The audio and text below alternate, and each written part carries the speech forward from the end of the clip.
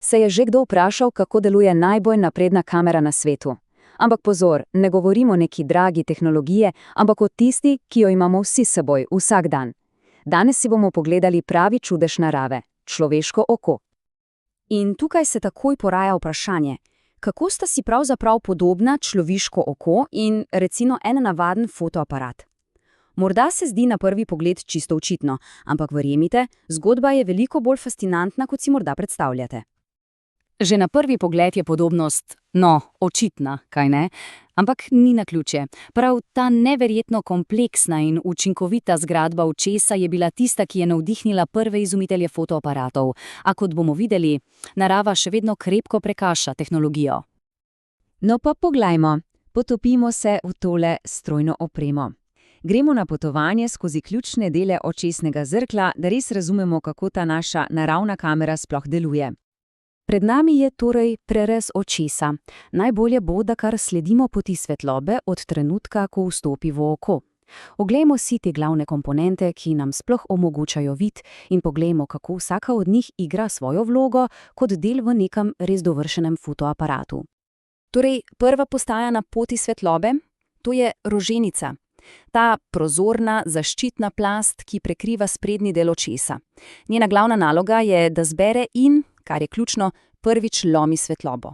Najlažje si jo je predstavljati kot tisto zaščitno steklo na objektivu fotoaparata. Svetloba gre naprej in pride do šarenice. To je tisti obarvan del očesa. Ampak ni samo za okras, daleč od tega. Gre za mišični obroč, ki nadzoruje velikost zenice in s tem seveda uravnava, koliko svetlobe sploh pride noter. Deluje, natanko tako kot zaslonka pri fotoaparatu. In zdaj pridemo do res ključnega dela zaostrenje. To je leča. Ta prozorna struktura je v bistvu glavni objektiv naše naravne kamere. Njena naloga je, da vso svetlobo, ki pride v oko, natančno, ampak res natančno osredotoči na mrežnico. Dobro, osnovne dele smo spoznali, ampak kako zdaj oko razvije fotografijo? Poglejmo si celoten proces, kako se ta svetloba, ki vstopi, dejansko pretvori v sliko, ki jo na koncu vidimo v glavi. Torej, če povzamemo, pot svetlobe poteka v 4 ključnih korakih. Prvič, svetloba vstopi skozi roženico. Drugič, gre skozi zenico. Tretjič, leča jo izostri in četrtič, končno, se projicira na mrežnico, tam zadaj v očesu. Ampak pozor, zdaj pa pride eno res presenetljivo dejstvo.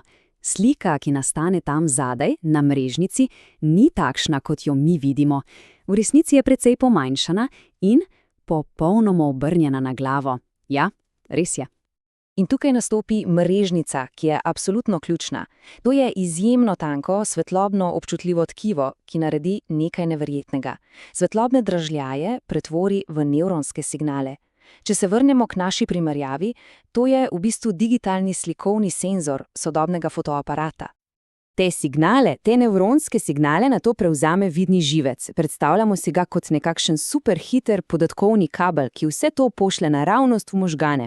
In šele naši možgani, ta naš superračunalnik, informacijo obdelajo, jo interpretirajo in seveda sliko obrnejo pravilno. Šele takrat svet zaznamo tako, kot smo ga vajeni. Ampak, v čem je skrivnost tega naravnega senzorja? Kako to, da sploh vidimo barve?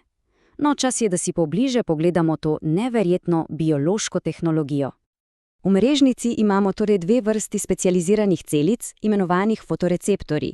Na eni strani so paličnice, te so super občutljive na svetlobo, zato z njimi vidimo v mraku, ampak ne zaznavajo barv, so črno-bele.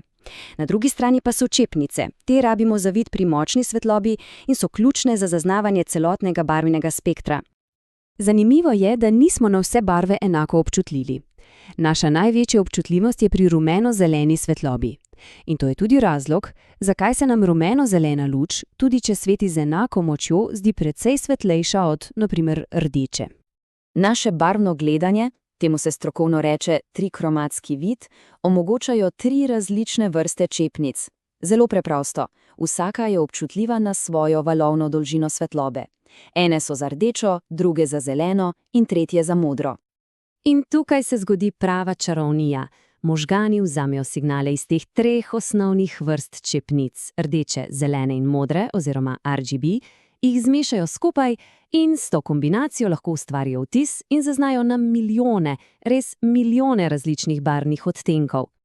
Torej, ko vse to potegnemo skupaj, kako se ta mojstrovina narave sploh primerja s tehnologijo, ki jo ustvari človek? Poglejmo si neposredno oko proti fotoaparatu. Poglejmo si nekaj ključnih razlik. Najprej leča. Naša je prožna, spremenja obliko, da izostri sliko. V fotoaparatu je toga, mora se premikati naprej in nazaj. Potem dinamični razpon. Tukaj je oko absolutni zmagovalec. Sposobnost, da hkrati vidimo podrobnosti v svetlih in temnih delih scene, je res izjemna. In seveda, kamera naredi en sam posnetek, naše oko pa sliko zajema neprekinjeno, sproti jo sestavlja. Da si lažje predstavljamo, pomislimo na osebo, ki stoji pred zelo svetlim oknom. Naše oko bo jasno videlo tako osebo kot tudi okolico zunaj. Fotoaparat v najboljšem primeru bo zajel samo črno silueto. No, to je ta neverjeten dinamični razpon v praksi. In vse to nas pripelje do enega res ključnega spoznanja. Če se nam pokvari fotoaparat, ga pač popravimo ali kupimo novega. Enostavno. Z očmi pa to ne gre. Imamo samo en par in služiti nam mora celo življenje. Zato je skrb za to našo nenadomestljivo opremo tako zelo pomembna. Redni očesni pregledi, pogosti premori med gledanjem v zaslone in seveda pravilna prehrana. To niso samo neka priporočila, to je absolutna osnova, če želimo ohraniti zdrav vid čim dalje. In za konec še ena misel za domov, ki nekako povzame vse skupaj. Če je naše oko res tako neverjetno napredna mojstrovina narave, zakaj je potem hkrati tako zelo občutljivo?